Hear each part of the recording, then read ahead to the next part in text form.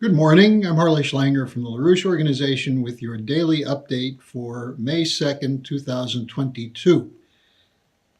I'm going to begin with a summary update of events over the weekend, which will confirm what we said in Friday's update, that those globalist elites behind the war in Ukraine, from the US, Britain, and NATO in particular, are both insane and evil. You look at what they're doing in terms of the arming of the Ukrainian Nazis, trying to prolong the war, at the same time imposing sanctions to destroy the Russian economy, which are having a marginal effect on Russia, but are now boomeranging back and hitting the Western economies, but especially hitting the poorer countries where there are already prolonged and dangerous food shortages. This is not exactly a strategy designed to help anyone, except those globalist elites who benefit from war and austerity. Nothing they're doing is designed to help anyone, including the people of Ukraine, who have been the victims of a cruel swindle of the International Monetary Fund policy, which has destroyed their economy and set their living standards back before this war started, set their living standards back to below where they were during the communist period that ended in 1990. So the idea that these Western elites are doing things that are good, humanitarian, and for the sake of the world is a complete and utter fraud. The question is, how long will we tolerate this? Now, let's take a look at some of the headlines, and we'll start with Nancy Pelosi's visit to Kiev.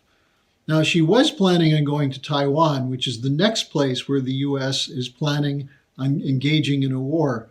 But she canceled that trip. Instead, she went to Kiev and had a photo op with Zelensky in his office.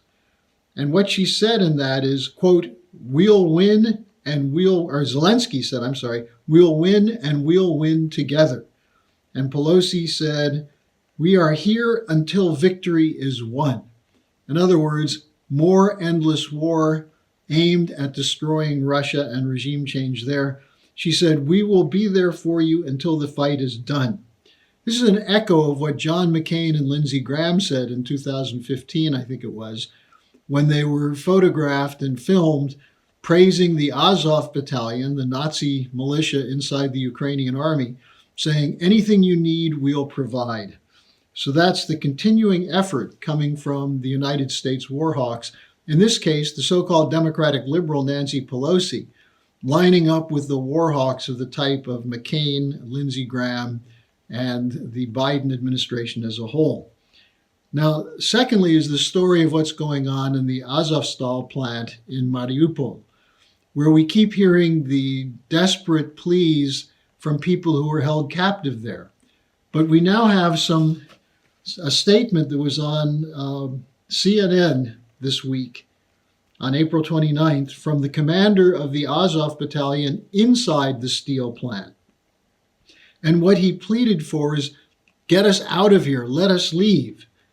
Because the people who are trapped there by the Azov battalion, because the Azov battalion commanders in Kiev are telling them they may not leave. They're not allowed to leave. If they leave, they'll be considered traitors and shot.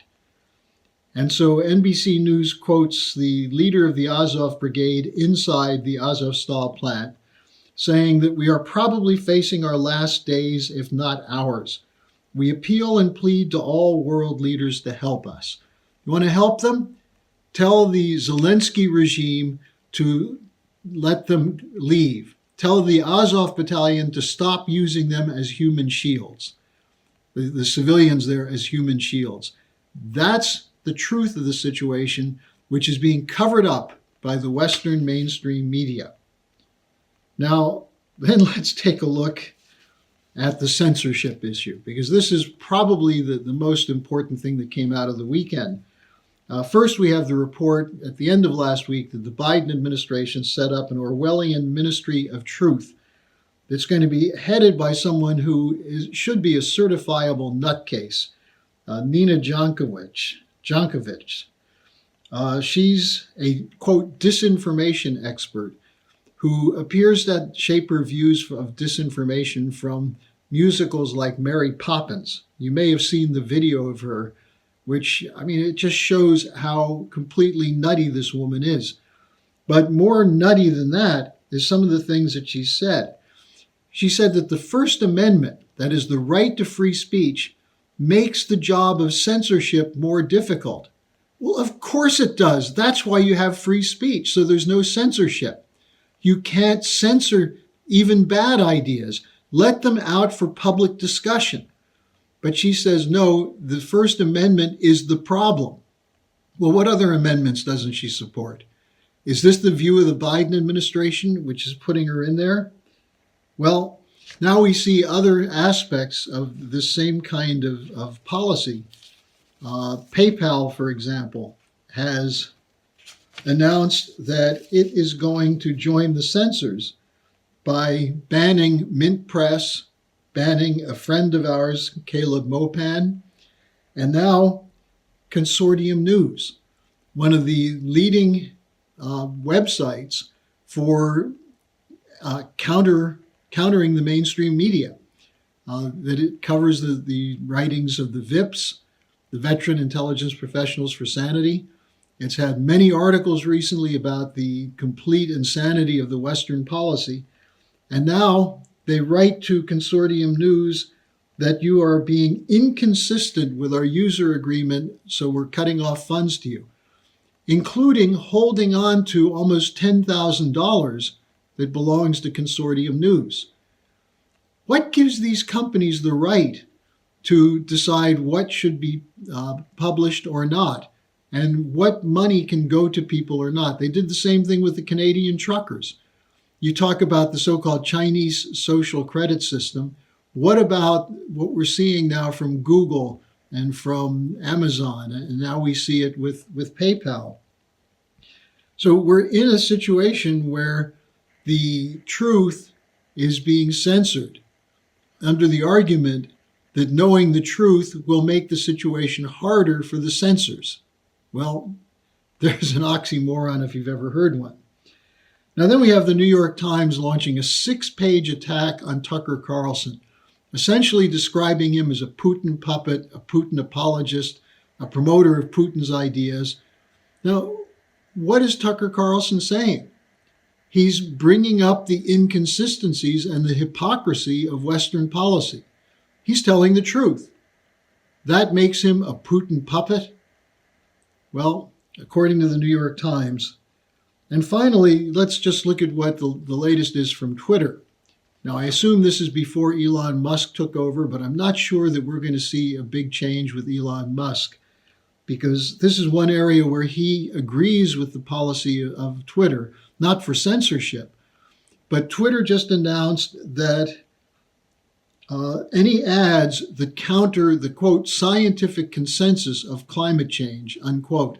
In other words, that man is causing climate change and therefore we need the CO2 policy, we need the green policy, the shutdown of use of fossil fuels and so on, that any ads that counter that scientific consensus will be banned by Twitter. But if you go to a TED Talks delivered by Elon Musk, you find that he's a radical greenie, that he's saying the future is bright because of the move toward wind and solar power, and the only problem is the lack of batteries. I'd urge people to look this up on YouTube, Elon Musk on TED Talks, to get a sense that just because he's a billionaire who says he doesn't like censorship doesn't mean that his views are all good or useful. And the fact that Twitter is now banning ads that challenge the consensus on the green policy may be an indication of things to come. So here we are in a situation where everything is upside down. And the fight for truth is itself sacrificed on the altar of the military-industrial complex demands for more arming, the British geopolitical demands for crushing Russia and China, and the Wall Street and City of London banks' demands that every nation must surrender sovereignty to submit itself to this great reset. That's where we stand right now in the world.